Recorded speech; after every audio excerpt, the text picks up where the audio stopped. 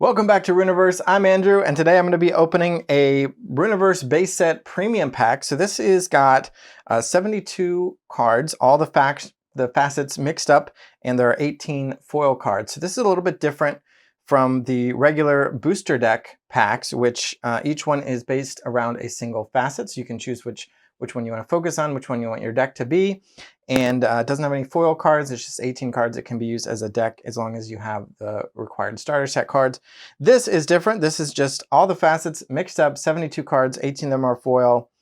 See what you get, and it gets to be a little bit of a better price point because you don't have to pay for the packaging like 4 or 5 times like you would if you bought a bunch of the booster deck packs. So you get to save there, and you're going to getting some upgraded cards because they're foil. So it's a pretty nice value if you just want to collect a bunch of Rüniverse cards or if you love foils. And these can also be used to draft. So if you get one, you can draft with 2 players, and there are rules on the inside that we'll look at in a second. And if you want to draft with 4, 6, 8 players, you can get another one of these packs for each multiple of 2 players that you want. And rules for multiplayer draft play are in here as well. So let's get it open and we can take a look at how all of that plays out inside. So this is the hook box from the Game Crafter.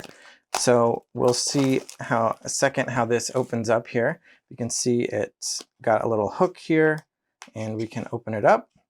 Oh, it's a base set premium pack. So it's called base set because this is the base set of Rüniverse. If I ever make another expansion, we might have a premium pack for that set as well. So it contains at least 30 commons, 22 uncommons, 11 rares, and 6 core cards. This core cards being the mages and the 4 neutrals that show up in some of the starting dream decks. And some may be star variants. 18 of them are foil, including 3 foil star variants of any rarity. So that's another special little feature here is you can get foil star variants, and they can be any rarity. So you might get mages, you might get rares. So we'll have to see what we get today. And then here on this fold, we can see the draft deck construction rules. So whether you're playing a 2-player or 4, 6, 8-player draft, you have slightly different rules for drafting. Basically, normally you've got mages can only evoke cards of their facet or the 2 adjacent facets. In draft, that's thrown out the window, and instead you just pick 3 facets, and you're going to use a set of basic mages and a set, the matching starter dream deck. You can modify the starter dream deck with your draft pool contents, and you get to choose 3 facets. So you get to pick any 3 facets during deck construction, so keep in mind during the draft which 3 you want to try to focus on or see what's open based on what players are passing to you. But you will pick 3 of the facets, and your mages will be able to evoke cards of those 3 facets freely, and you won't be able to play any cards that aren't of those facets. So that's basically the rundown of what this is saying here. And then over on this flap, you can see draft with 4-player rules. This is pretty standard draft. Basically, everybody's going to get a random assortment of cards from the contents of the premium packs, and you'll just draft them. So you look at 12 at a time, or 11 for some of the other packs. 2 with 11, 1 with 12, just because of the total number of cards that ends up being in here. And you'll look at all the cards you're looking at, choose one, and pass the rest to the next player. And you'll keep passing them around the table until they've all been picked. And then on the other flap here, we can see the 2-player draft rules, which is a Winston draft. So you just need 1 other player and this set here, and you'll need the starter, at least 2 sets of mages and dream decks, so you can build your decks. But I won't go into how this works, but basically you're having 3 piles. You're looking at 1 pile. If you want it, you take it and then replace it from the top of the shuffled stack.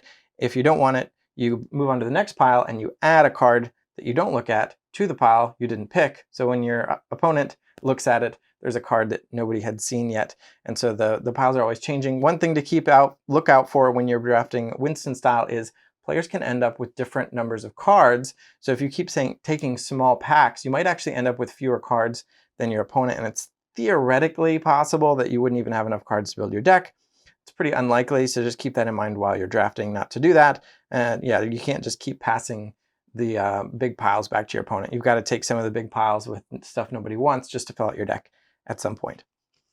Let's see, was there anything in the middle here? It's just basically a welcome to the Rüniverse introduction.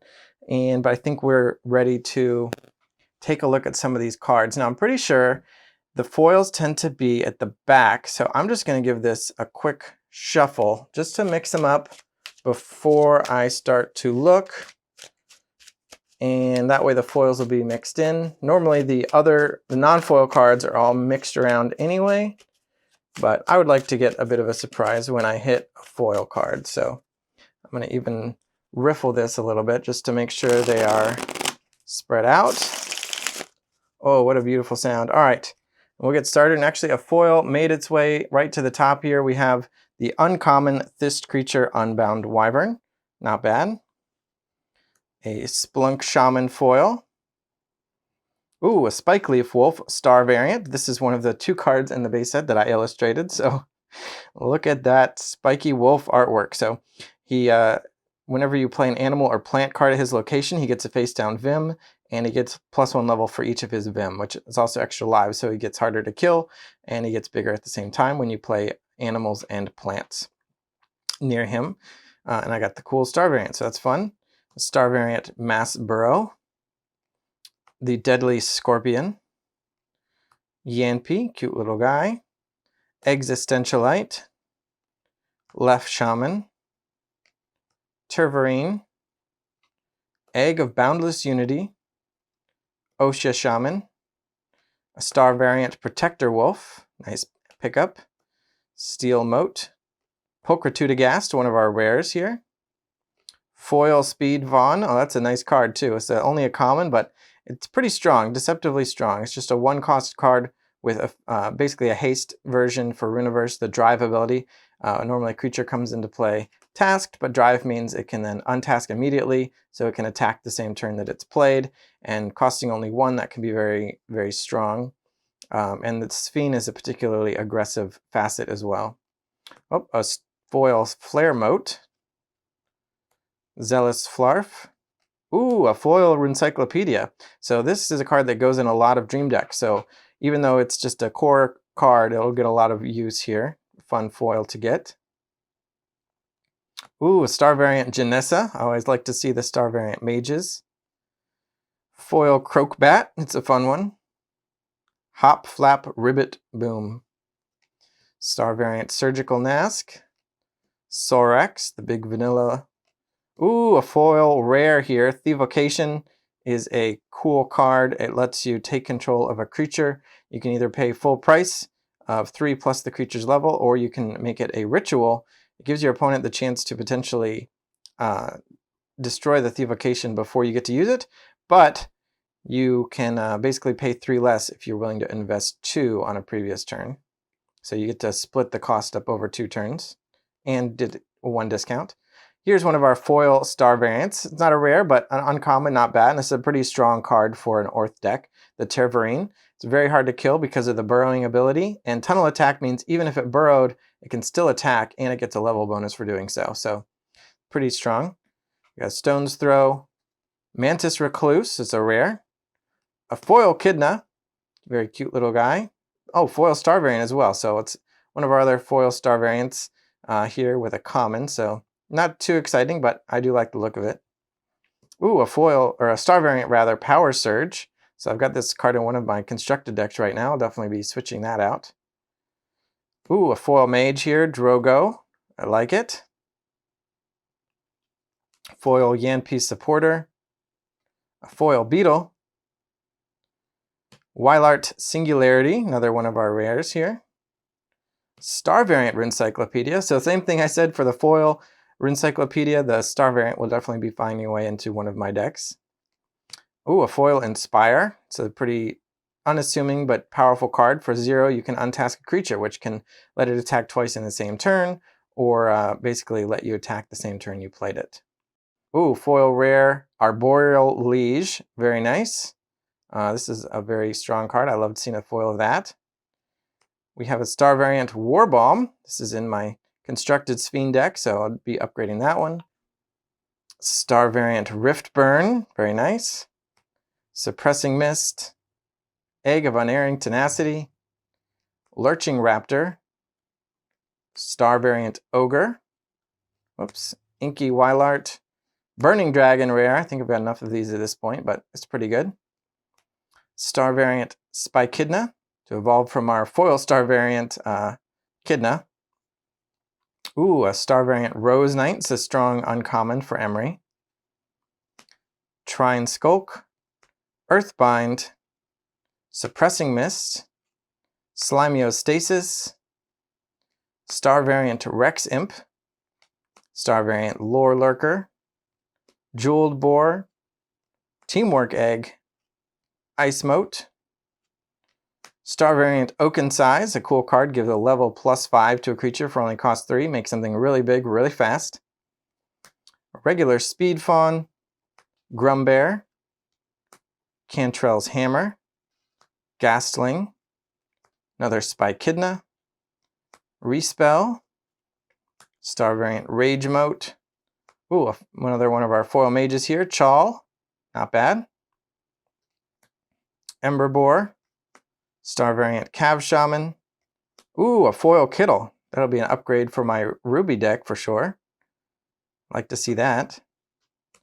Granachnid, Lizard Moat, foil Cooperative Wildart, Growth Spurt, Festus, and a foil Boulder Strike. All right.